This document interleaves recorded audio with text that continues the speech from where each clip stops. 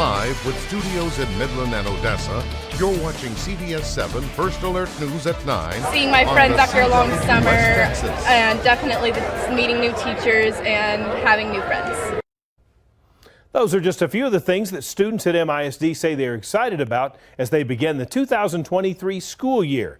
We'll have more back-to-school coverage coming up in just a few minutes. Good evening and thanks for joining us tonight. I'm Jay Hendricks here at 9 on the CW and of course on YouTube.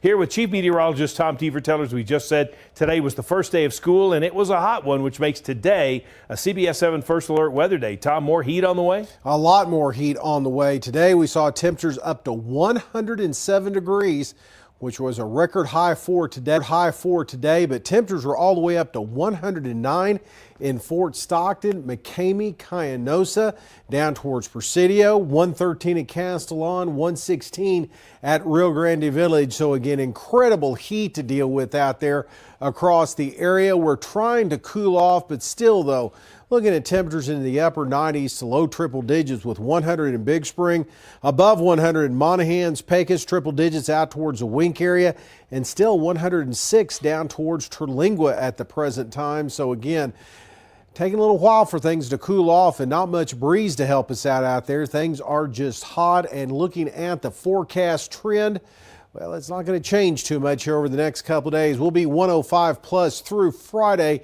before high pressure tries to weaken a little bit and move away. So the low triple digits in the forecast. Ooh, big change there. But overall, though, we're not going to look for much of a change from the triple digits here over the next 10 days or so. As we told you at the top of the show, it is officially the first day of school for some students across the Basin, and those students are back in the classroom. Whenever the new school year starts, it can be a time filled with optimism and uncertainty for students, not knowing who your teacher is or who's sitting next to you in science class. But the same goes for faculty as a new year brings a new start. So such an exciting morning, just driving up to the campus, watching the students walk in, their parents, they're all so excited. For Dr. Howard's first day of the new school year, she made her way around several campuses, making sure that everyone is off to a great start. But she also wants to make sure her first day is also off to a great start.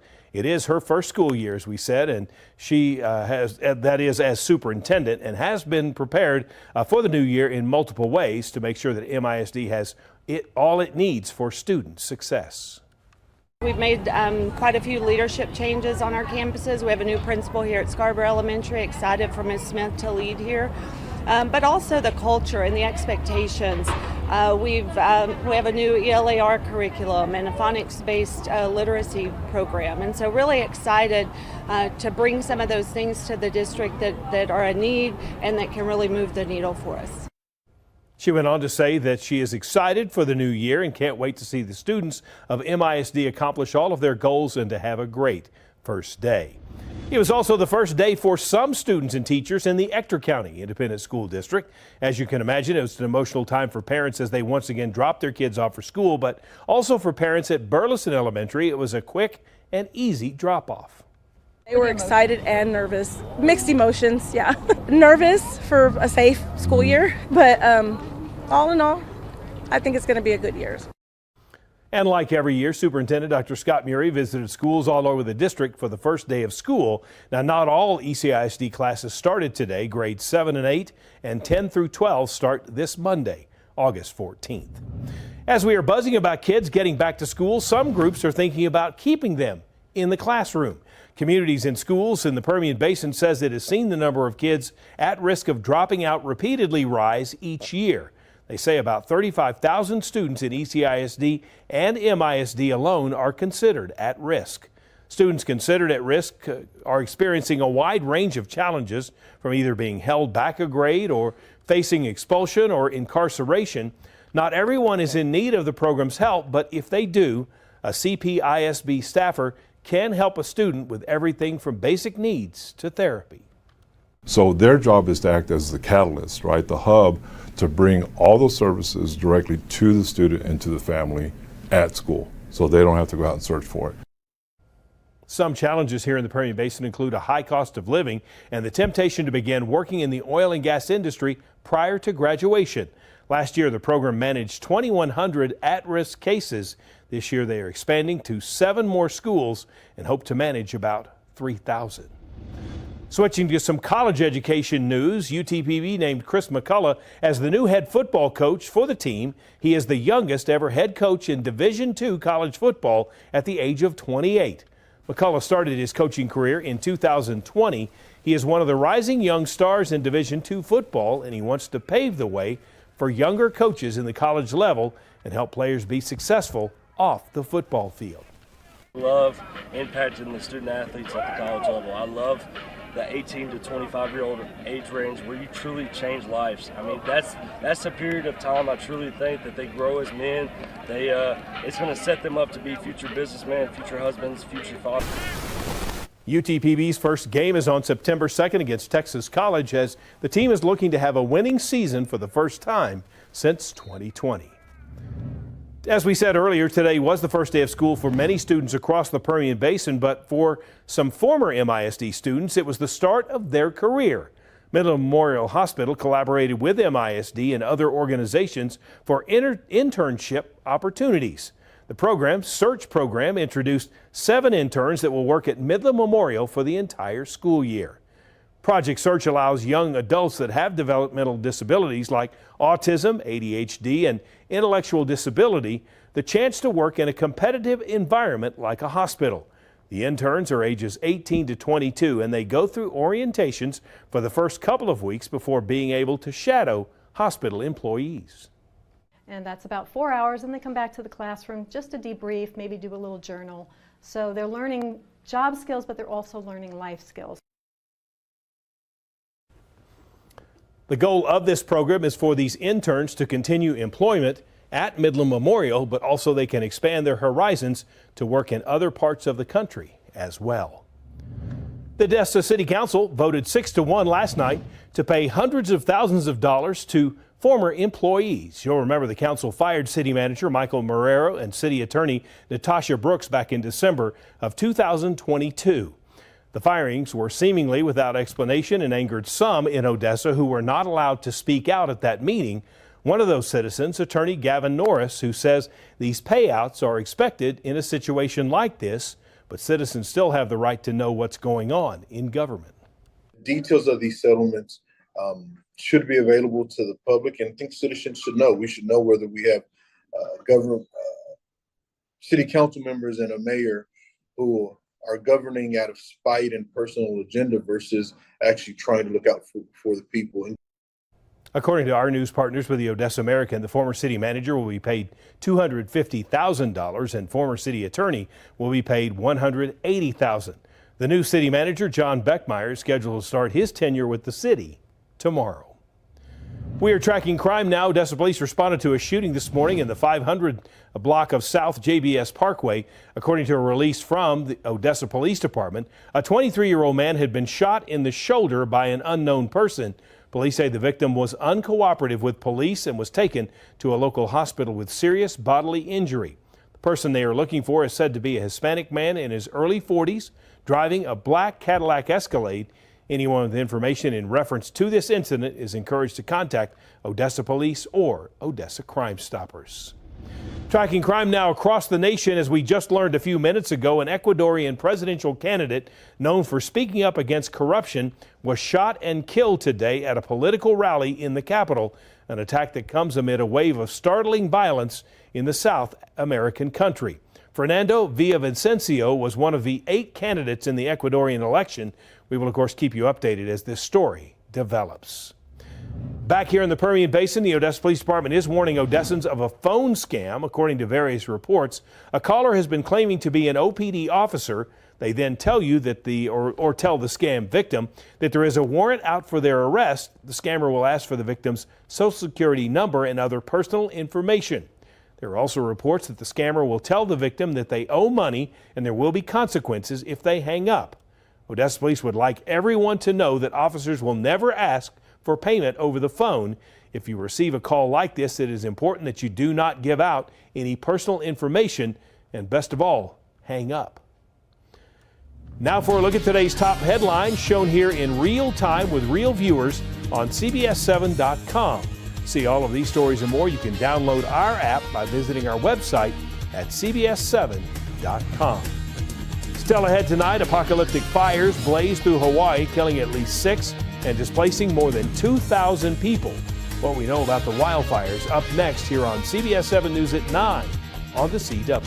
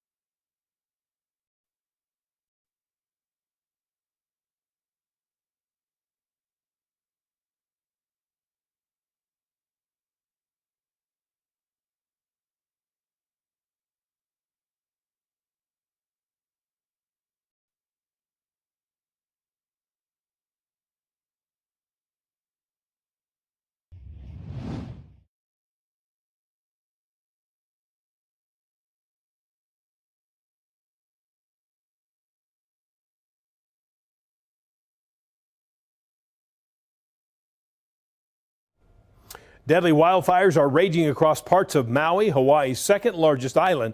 Maui's mayor says at least 6 people have died while crews remained in search and rescue mode. Overnight, more than 2,000 people took shelter in evacuation centers there. Hospitals treated patients for burn and smoke inhalation, while some residents lost vital communications when cell phone service went down. A state of emergency has also been declared as fires fanned by winds from Hurricane Dora moving south of Maui with gusts of up to 70 miles per hour.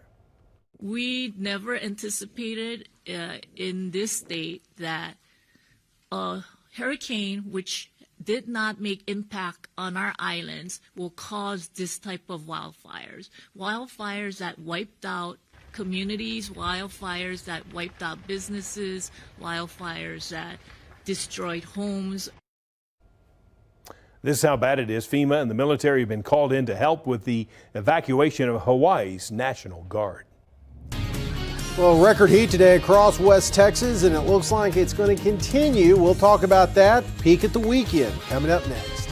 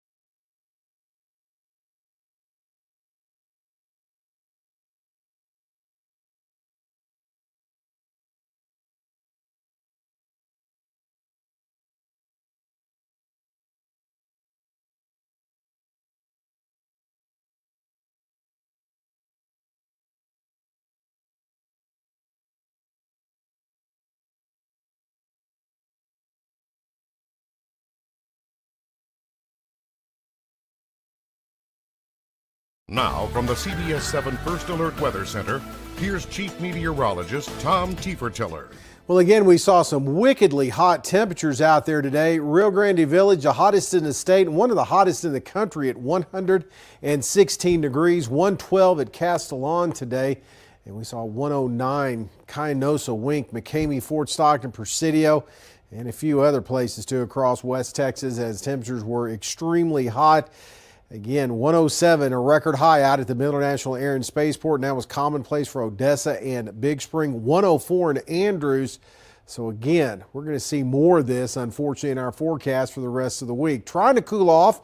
Pretty quiet evening out there on our live iCam in Odessa, where temperatures are into the upper 90s, but still hanging on to triple digits in a few spots, and especially along the Rio Grande at the present time. Now, as I take a look at the radar, we did have some scattered showers, thunder showers, fire up in that daytime heating, but they washed out with the sun setting. Then that front trying to get a little active with some scattered showers, thunder showers, even some severe storms over towards the Dallas-Fort Worth area where they have a little bit better moisture, but high pressure still in control of our weather. It's doing two things, keeping it mostly dry, but also keeping the heat in place. And it's not going anywhere anytime soon. It is going to be a factor in our weather. It looks like at least over the next 2 weeks. It's that time of the year, the dog days of summer, and we are seeing it this year. Now, taking a look at the Texas view of the satellite and radar. Again, isolated showers, thunderstorms, primarily north central Texas. Also back here across south central portions of New Mexico, a little disturbance rolling across. Even though we have that high pressure in place, a little disturbance every now and then riding right along that front can kick off a shower, thunder shower, as we're still dealing with the heat. And across the state of Texas today, something else out there. 110 in Del Rio and Laredo, 101 in Corpus Christi, but that's only half the story.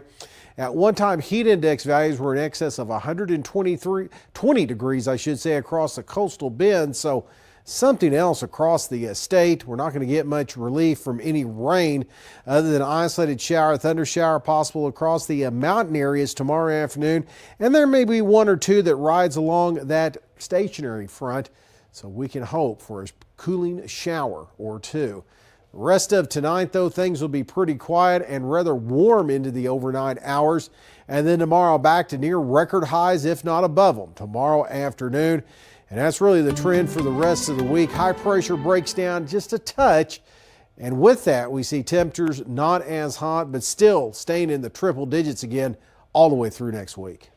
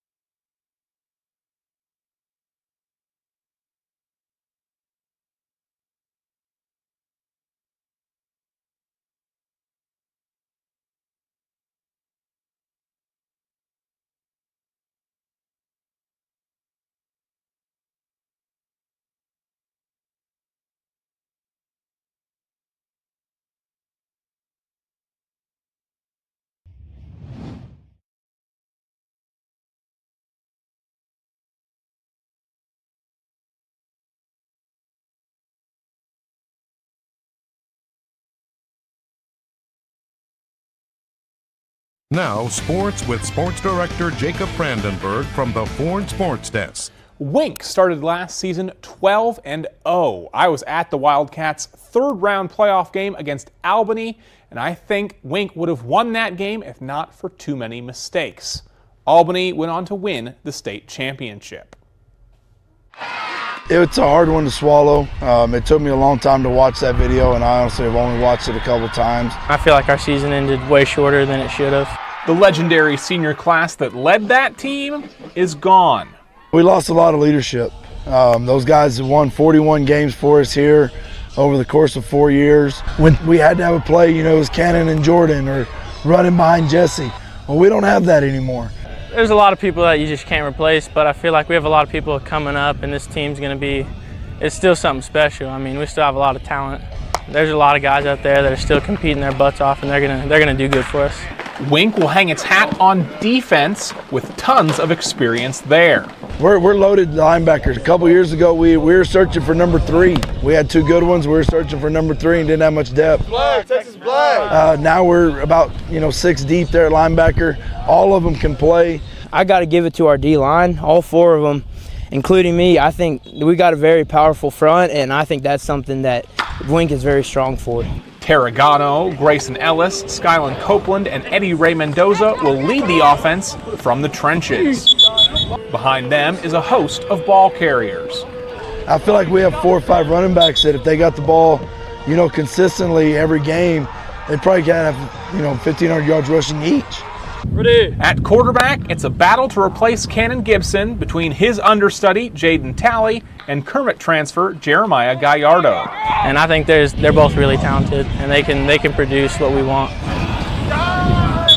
I'd be a fool to say that we don't expect to be 12-0 playing Albany again in the 3rd round.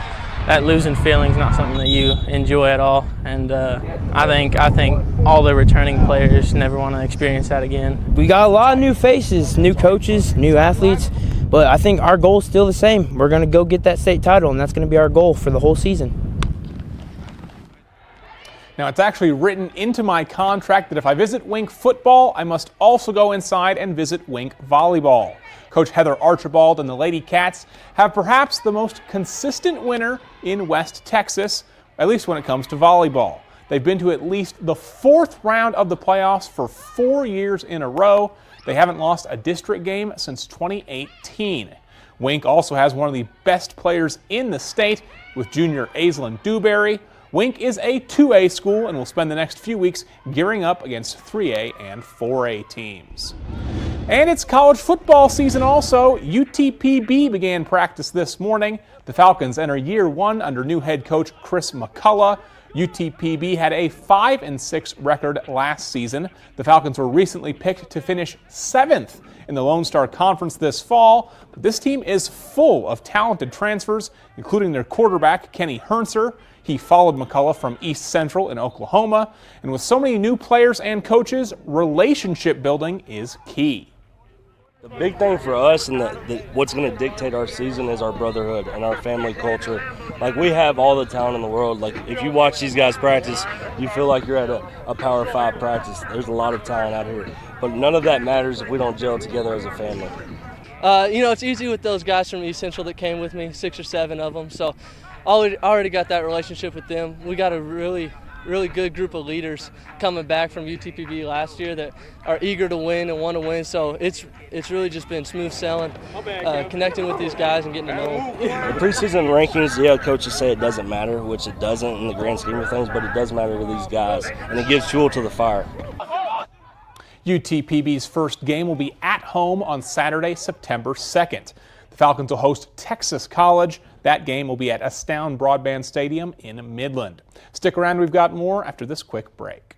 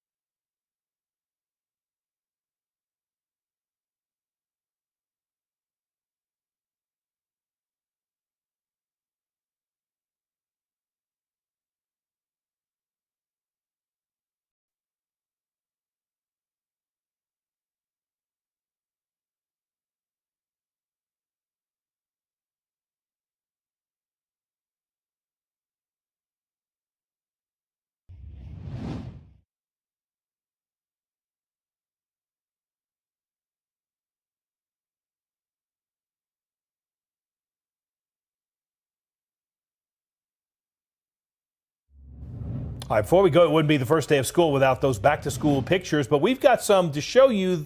They're not quite what you may be expecting. Take a look at this. These are our first day of school pictures. There's Matthew and Hannah there showing some of their favorite colors and things like that. There you see some of our other CBS7 team members there. We've got answers to all questions like what your favorite color is, what your favorite subject is, and of course what you want to be when you grow up. Tom, did you always want to be a meteorologist? Oh, I did since I was 4 years old, so.